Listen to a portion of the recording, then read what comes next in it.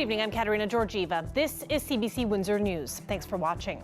Tonight, Canada had the most educated workforce in 2021 out of all the G7 countries, but Windsor is behind the rest of the nation. Plus, the Auditor General is taking the province to task over millions of vaccine doses wasted and a number of other issues.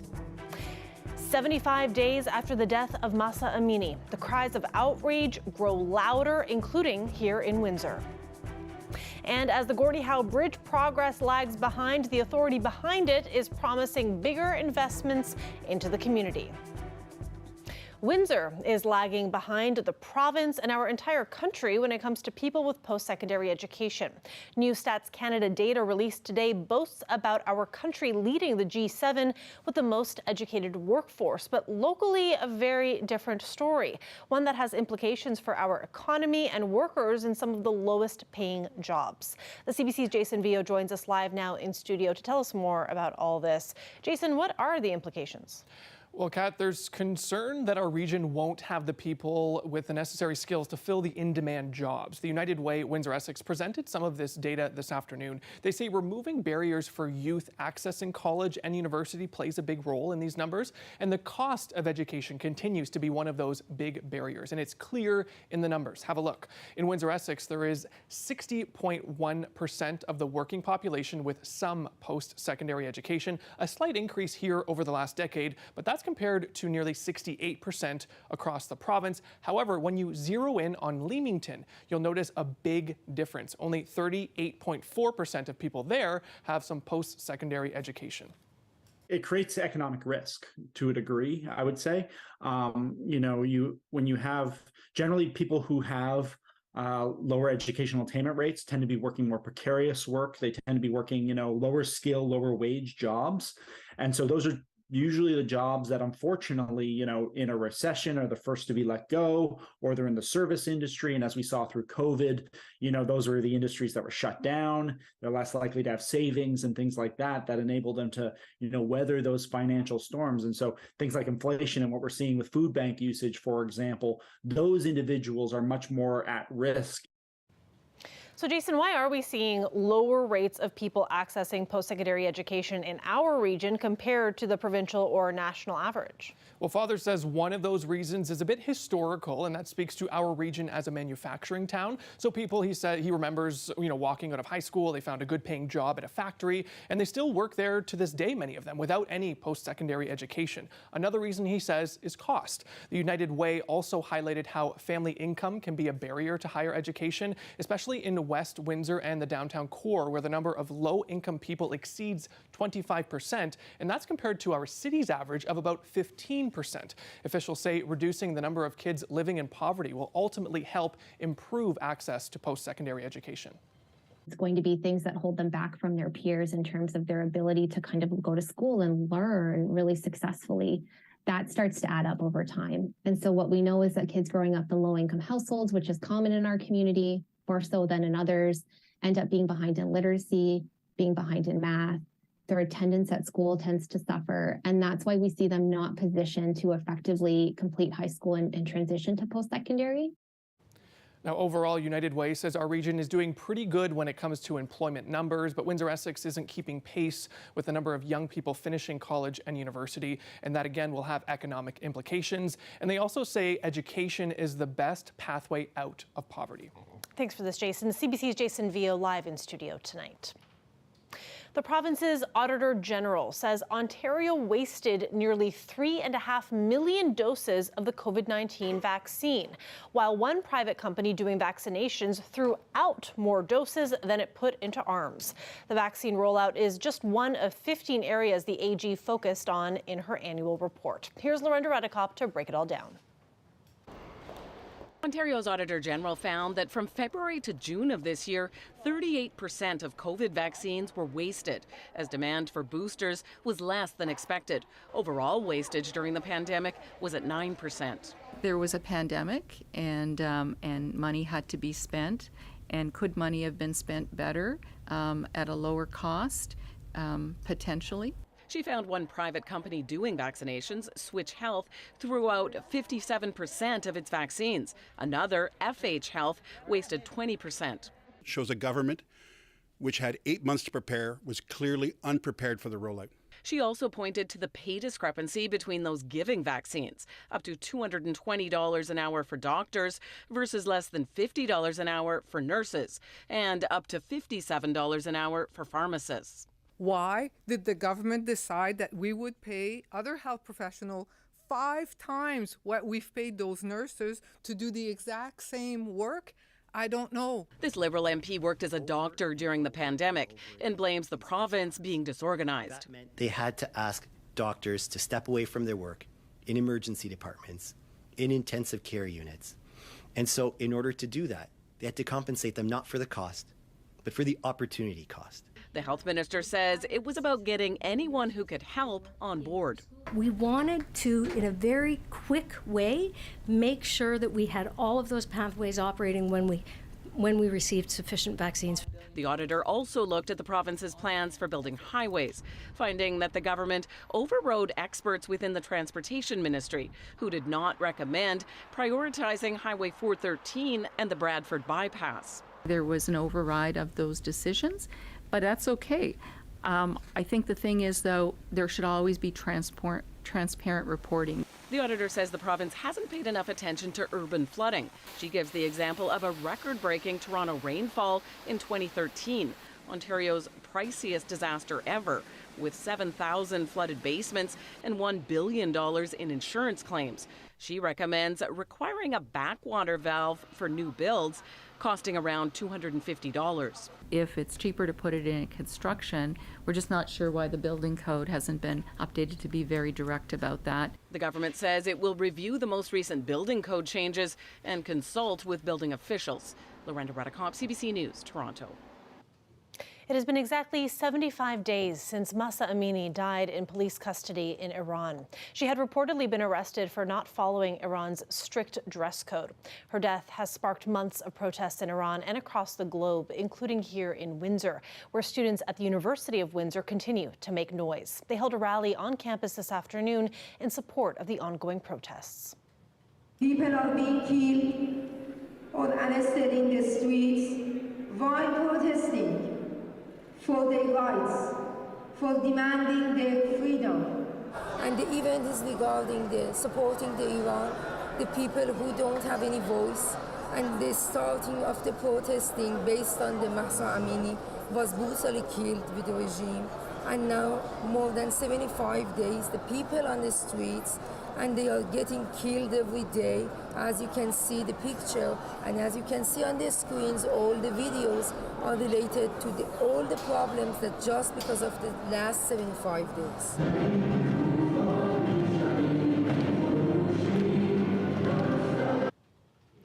The Windsor-Detroit Bridge Authority is doubling the amount of grants it's providing in community benefits. The change comes as the project continues to lag behind the original plan for completion.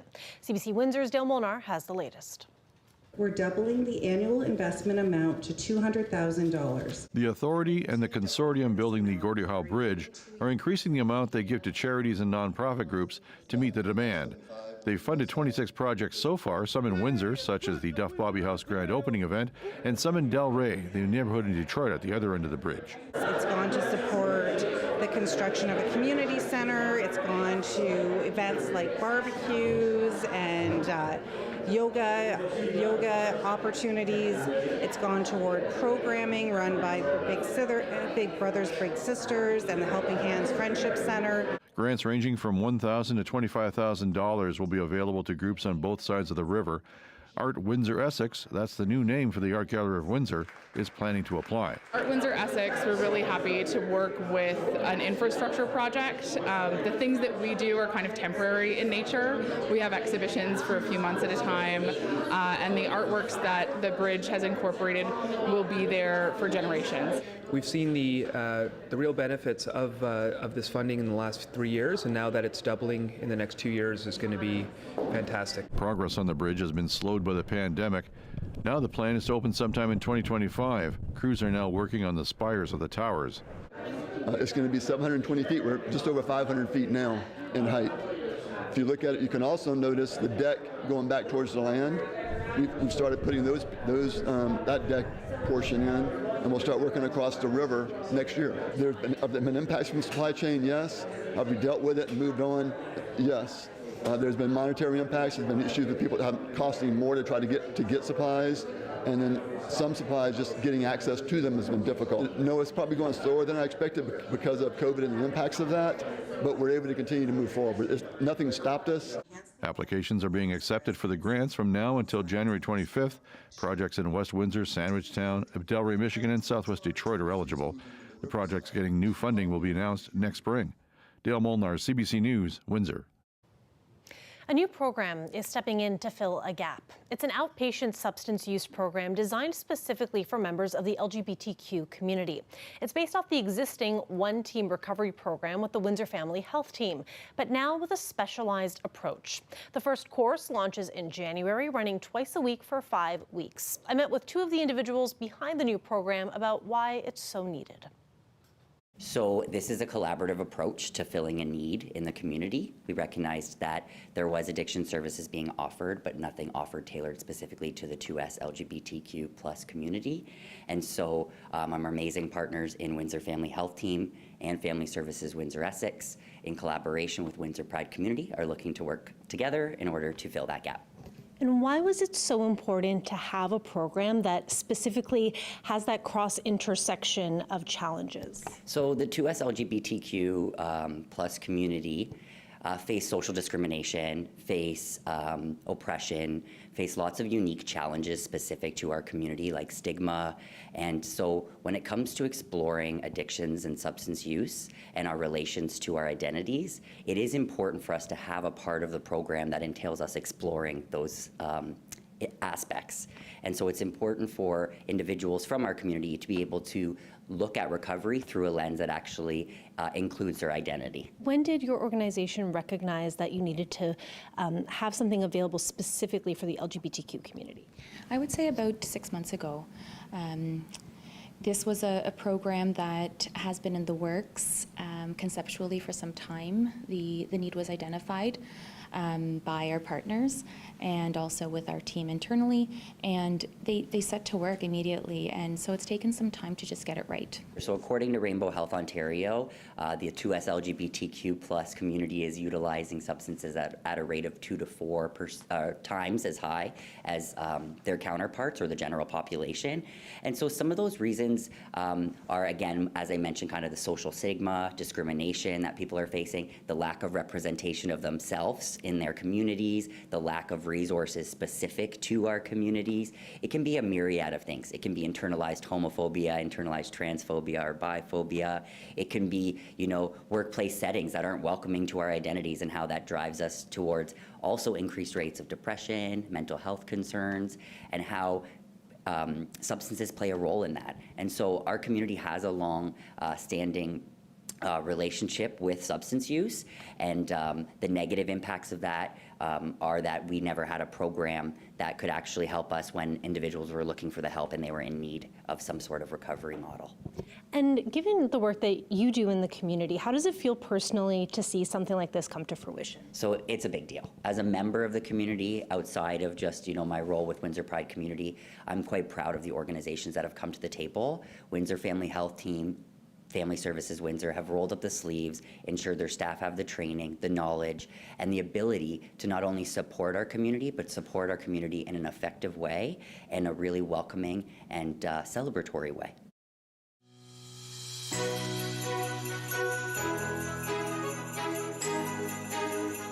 CBC Windsor has officially kicked off our Sounds of the Season campaign, where we'll be collecting food and donations for local area food banks. We'll also be bringing you stories about how our community is managing with things like the rising cost of living. Grocery prices, for example, are set to continue rising into the new year. One expert says we can expect that for at least a little while. TJ Deere has more on how people are coping. Oh, it's been a very difficult year, and we're not out of the woods yet. We are expecting a rough start in 2023 as well. That's the view of Sylvain Charlebois, the director of the Agri-Food Analytics Lab at Dalhousie University. He says more information will be delivered on Monday, when the annual National Food Price Report will be released. In order to save costs, Charlebois says Canadians are taking drastic measures at the checkout line. They're skipping meals, they're buying less food. They're using their credit cards to pay for food without knowing when they'll pay their balance. I mean, those are the things that we're seeing right now. Canadians are also using food banks more. Across Canada, food bank usage has increased 35% since March 2019. In the last 12 months, food bank usage has increased 15%. In Windsor, Essex, food bank usage has increased 16% over the last 12 months. United Way Windsor Essex says this year is the 6th in a row where more families rely on food banks. We know from the health unit's recent estimates that it costs over $1,000 a month for families to put food on their table, and this is just not sustainable for some folks in our community. Both Charlebois and Fleming say that the rising cost of living is making things difficult for Canadians to afford groceries. The federal government recently passed legislation to temporarily double the GST rebate.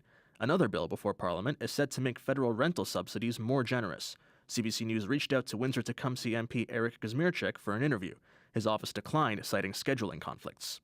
Fleming also mentioned that factors controlled by the provincial government, such as social assistance rates and the minimum wage, have not kept up with the rate of inflation. CBC News has reached out to the Ontario Ministry of Finance and Ministry of Children, Community and Social Services. In a statement, the latter ministry said they are lifting people out of poverty and providing meaningful opportunities, training, placements, and supports to help those who can and want to work, as well as those who cannot work. The Ministry of Finance said their continuing plans to keep Ontarians' costs down was outlined in their fall economic statement. As grocery prices will continue to rise, at least in the short term, Fleming is appealing to the public to donate. We need, folks to come together and help us meet the demand. So any support that folks can provide to food programs is much appreciated. TJ Deere, CBC News, Windsor. And for more information on how you can donate for Sounds of the Season and support our local food banks, just go to cbc.ca/Windsor. Well, today was a cold and windy Wednesday, though the gusts should be calming down later tonight. Colette Kennedy will be here after the break with your full weather forecast. Stay with us.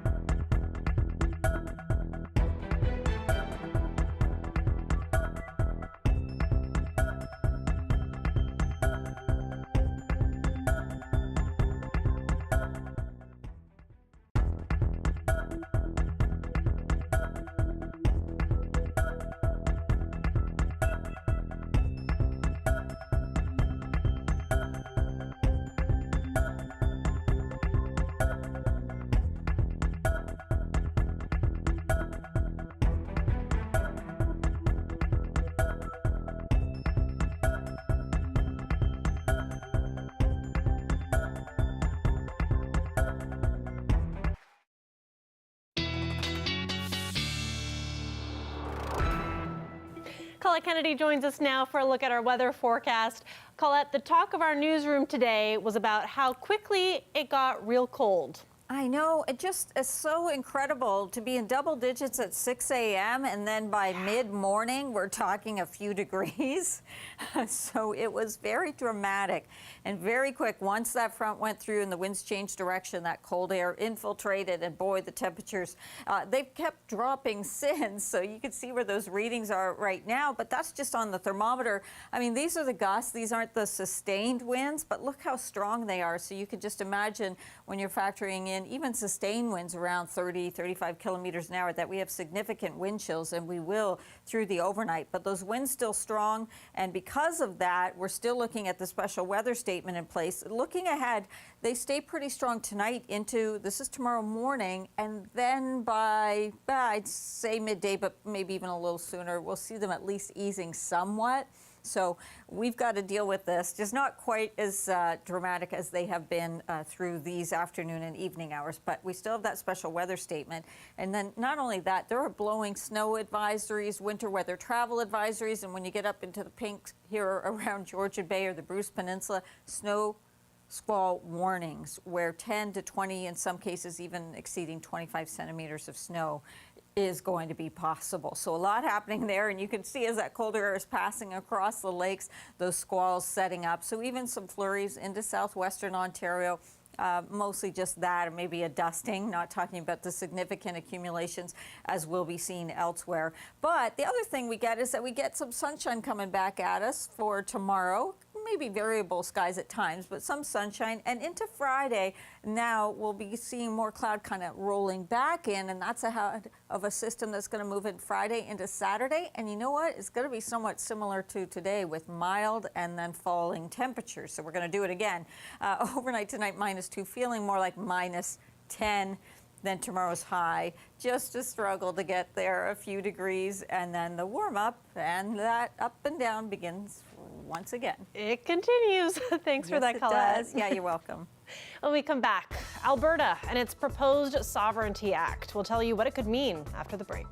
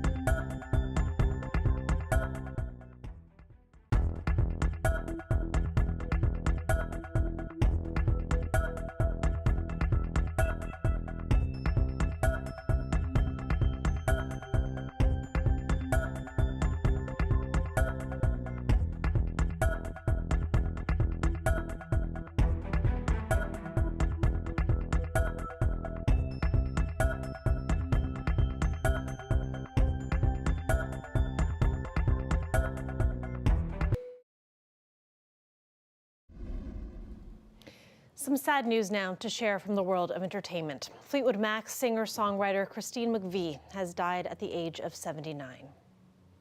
If your life was bad to you, just think what tomorrow will do. The band's social media account was the first to announce McVie's death, but so far no cause of death or other details have been released.